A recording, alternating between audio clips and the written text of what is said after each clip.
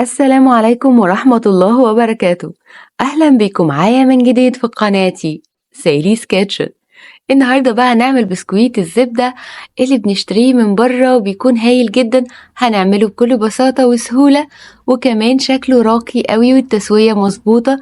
تعالوا ازاي نشوف هنعمل بسكويت الزبدة وطالع مفتفت كده وزي الفل. قبل ما نبدأ مكوناتي، ما تنسوش اللايك والشير وسبسكرايب، وكمان تفعلوا زر الجرس عشان يوصلكم كل جديد. في البداية احتجت 200 جرام من الزبدة، تقدروا كمان تحطوا ربع كيلو زبدة عادي جدا.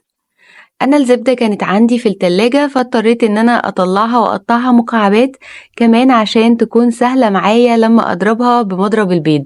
لكن لو عندك الزبدة برا التلاجة بدرجة حرارة الغرفة مش هتحتاجي الخطوة دي خالص.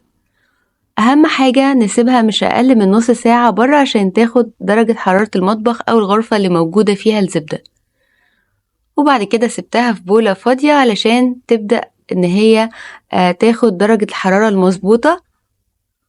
وبعد كده هنبدأ إن احنا نشوفها بقى كده أو نختبرها بعد نص ساعة. بصوا ازاي مظبوطة.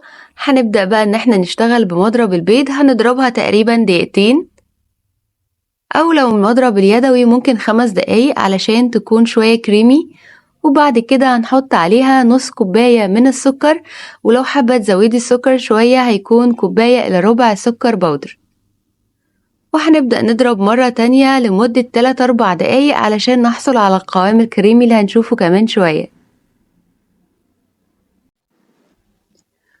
وبالشكل ده هنبدأ إن احنا في نص ال5 دقايق كده هننزل الحاجات اللي على الأطراف أو الزبدة اللي على الأطراف علشان بتكون يابسة أو ناشفة شوية، فنخلي كل الخليط اللي عندي متجانس.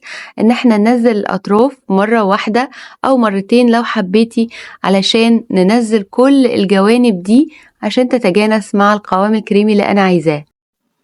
وهضربها مرة كمان وهرجع لكم تاني.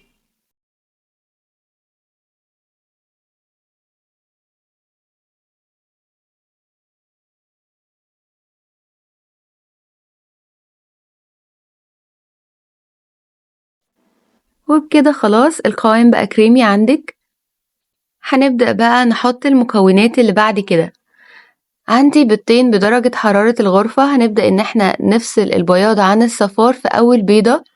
هناخد الصفار ونحطه على جنب ونخلي البياض ده مش هترميه، تقدري تستخدميه في وصفات تانية او وصفات طبعا العناية بالبشرة، احنا عارفين ده لو مش هتعملي وصفة تانية.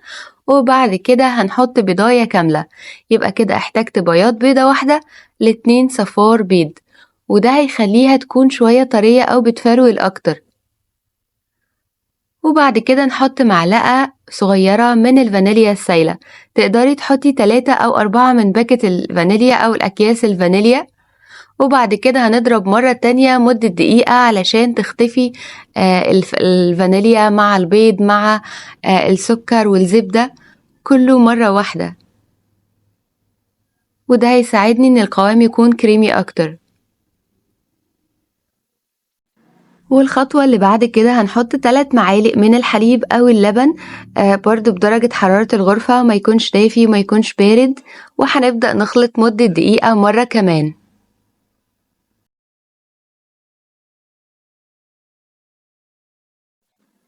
وبكده خلاص تعالوا بقى نبدأ على المكونات الجافة. حطيت حوالي 2.5 كوباية من الدقيق، بس هحط 2 كوباية وهخلي نص كوباية دقيق على جنب. وبعد كده رشة ملح أو تقدروا تقولوا ربع معلقة مش مليانة وممسوحة جدا. وهنقلب الخليط كله مع بعضه بالسباتيولا، عشان أنا هنا في الخطوة دي مش عايزة عجن تماما، أنا بس هخلي الخليط اللي موجود عندي ياكل الدقيق. وبالمناسبة الدقيق تقدري تستخدمي دقيق البسكويت أو أي نوع عادي، بس يفضل دقيق البسكويت، أهم حاجة بجد بيدي مذاق تاني خالص. وكده بعد ما قلبت العجينة حسيت إن هي بتلزق شوية، محتاجة كمان شوية دقيق، فنزلت بنص كوباية الدقيق اللي أنا كنت حطاها على جنب.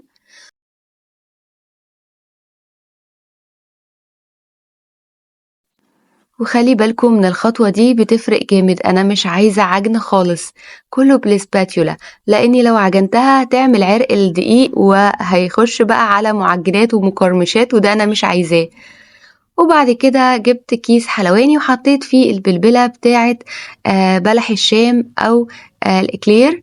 وتقدري كمان بالمناسبة تعمليه بأي بلبلة موجودة عندك، مش شرط الرسمة دي. وكمان هنبدأ إن احنا نحطه كده في كيس الحلواني، أو تقدري تستخدمي برضو أكياس التلاجة اللي موجود نقدر نشتغل بيه. وصاج مش مدهون أي حاجة، أو أي صينية موجودة عندك أي نوع، ألمونيوم، ستانلس، بس خلي بالك من الستانلس علشان ساعات بيحمر الحاجة شوية أو بيسويها بزيادة، فخلي بالك من النقطة دي.